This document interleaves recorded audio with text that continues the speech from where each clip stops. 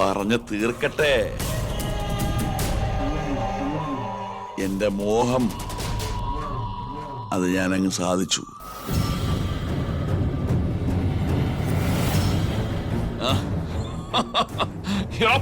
നീ ഇനി അവളെങ്ങ് എടുത്തോടാ.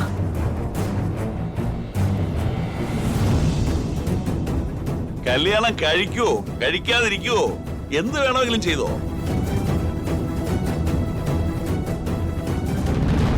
ഒന്ന് നീ ഓർത്തോ, ഈ വാർത്ത എപ്പ സോഫി അറിയുന്നോ അപ്പൊ തീർന്നു അവളുടെ ജീവിതം. പിന്നെ ഒരിക്കലും അവള് നിന്റെ കൂടെ ജീവിക്കത്തില്ല. നിന്നെ ഭർത്താവായിട്ട് കാണാനും അവക്ക് പിന്നെ പറ്റില്ല.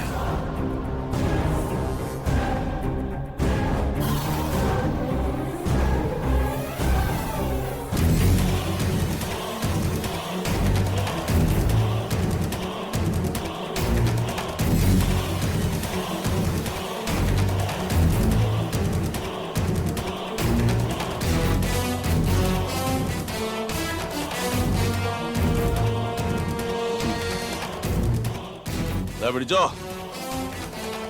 ഒരു തെളിവിന് വേണ്ടി ഞാനെടുത്ത മാലയും വളയോ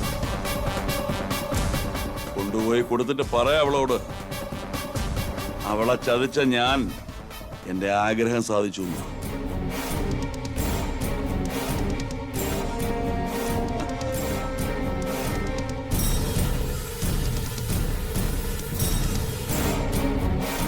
എന്റെ എച്ചിലാടാ നീ ഇനി കഴിക്കാൻ പോകുന്നത്.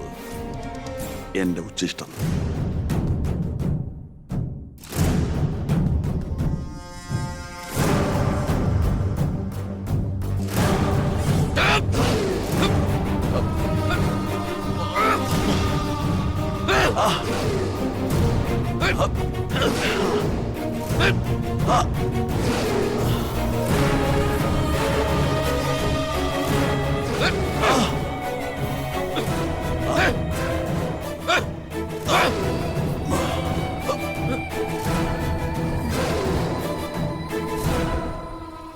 ഇത് ഇവിടം കൊണ്ട് തീർന്നു നീ വിചാരിക്കരുത്. നീ അനുഭവിക്കാൻ തുടങ്ങുന്നേ ഉള്ളൂ. നീയും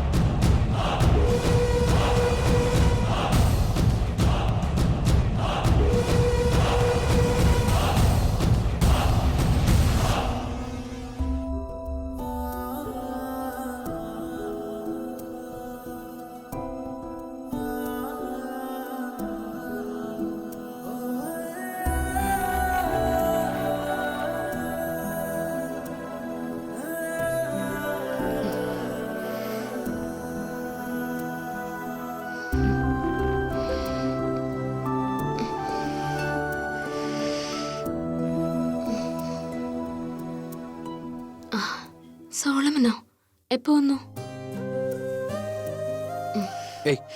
എഴുന്നേക്കണ്ട, കിടന്നു. എനിക്ക് കുഴപ്പമൊന്നുമില്ല സോളമ. നല്ല മേലുവേദന ഉണ്ടായിരുന്നു. ചൂടുവെള്ളത്തിൽ കുളിച്ചപ്പോ ഇത്രയും ആശ്വാസം കിട്ടി. ഇപ്പോ ഉറങ്ങിയെണീറ്റപ്പോ എല്ലാം മാറി.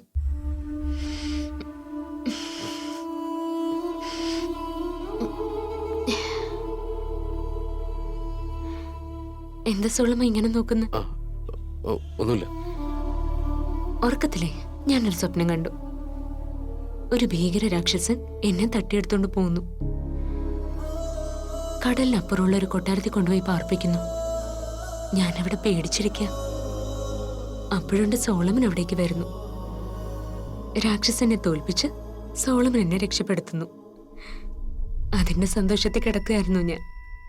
കണ്ണു തുറന്നപ്പോതാ സോളമൻ എന്റെ മുമ്പില്. രാത്രിയിൽ ചുക്കും കുരുമുളക് ഇട്ടൊരു കാപ്പി കുടിക്കും. പിന്നെ ആവി തലനീരിറക്കവും ചതവും മുറിവൊക്കെ ഉണ്ടെങ്കിൽ അതങ്ങ് പൊയ്ക്കോളും. റോസി, സ്വർഗത്തിലെ കട്ടുറുമ്പാവല്ലേ, അവരെന്തേലും മിണ്ടിയും പറഞ്ഞിരിക്കട്ടെ. ഓ, ഞാനത് ഓർത്തില്ല. ആ, ഞാൻ ഇവളോട് പറയായിരുന്നു സോളമൻ ഇവിടെ കാണണമെന്ന് തോന്നുമ്പോ ഇങ്ങോട്ട് വരാന്ന്. പുറത്തു വെച്ചുള്ള കണ്ടുമുട്ടല് തൽക്കാലം വേണ്ട. കാലം വളരെ മോശമാണ്. സൂക്ഷിക്കാനുള്ളത് നമ്മൾ സൂക്ഷിക്കണ്ടേ, അല്ലേ? ആ, അതെ. ആ, ഇപ്പൊ തന്നെ കണ്ടില്ലേ, സംഗതി നിസ്സാരമാ. പോയ ഒരു മാലയും വളയും എവിടെയെങ്കിലും ചെന്ന് തലയെ മറ്റോ ഇടിച്ചായിരുന്നെങ്കിൽ എന്ത് ചെയ്യുമായിരുന്നു? അതാ പറഞ്ഞത്, കറക്കമൊന്നും വേണ്ടാന്ന്.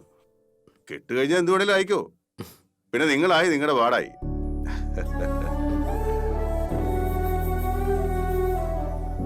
പപ്പയുടെ ഈ മാറ്റം എന്നെ അത്ഭുതപ്പെടുത്തുന്ന. ജെയിംസ് മാറിയെന്ന് ഞാൻ ഇപ്പോഴും വിശ്വസിക്കുന്നില്ല.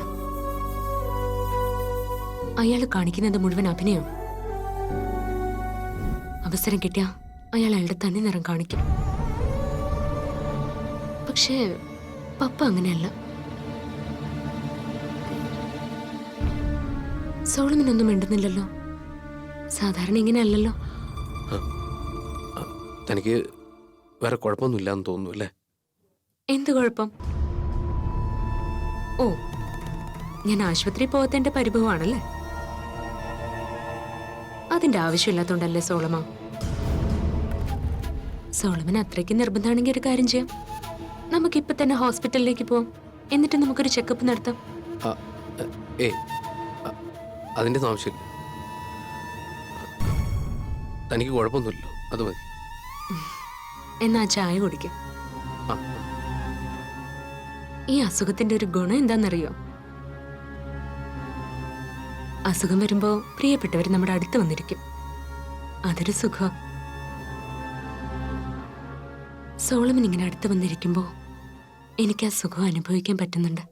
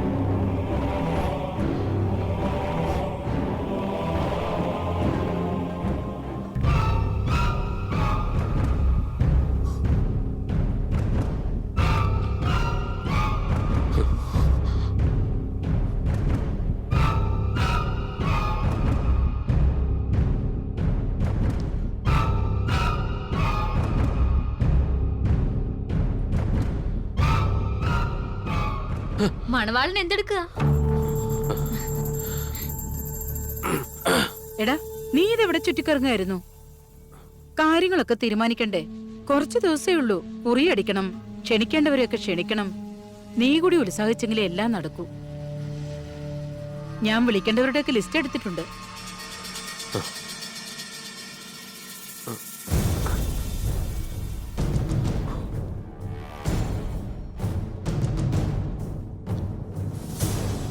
എടാ, നീ എന്താ ഒരു മറുപടി പറയാത്തെ?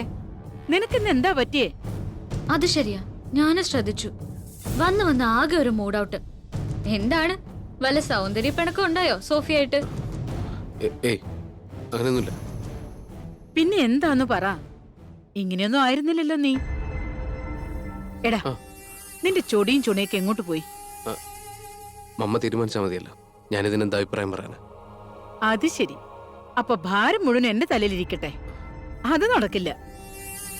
പ്രധാനപ്പെട്ട വീടുകളിൽ ഞാൻ പോയി ക്ഷണിക്കാം. ബാക്കിയുള്ളവർക്കൊക്കെ കാർഡ് അയച്ചാ മതി. എന്തു പറയുന്നു? ആ, മതി. ആ, വിരുന്നിന് വരുന്ന ചെലവിൽ പാതി നമ്മൾ കൊടുക്കാമെന്ന് പറ. അവരനുവദിച്ച മുഴുവൻ തുകയും നമുക്ക് തന്നെ കൊടുക്കാം. അതിനയാള് സമ്മതിക്കോ? ദുരഭിമാനിയാ പൗലോ. എന്തായാലും ചോദിക്കാനുള്ളത് നമ്മൾ ചോദിക്കണം. താലിമാല 10 പവൻ തന്നെ വേണം. പിന്നെ സാരി എടുക്കാൻ പോകുമ്പോ വേണമെങ്കിൽ സോഫിയും കൂടി വന്നോട്ടെ. ആ. അവക്കും കൂടി ഇഷ്ടപ്പെട്ടത് എടുക്കാലോ. അതെ, സാരി സോഫിക്ക് മാത്രം പോരാ, എനിക്കും വേണം. നാത്തിന്റെ സ്ഥാനം ഇപ്പൊ എനിക്കാ.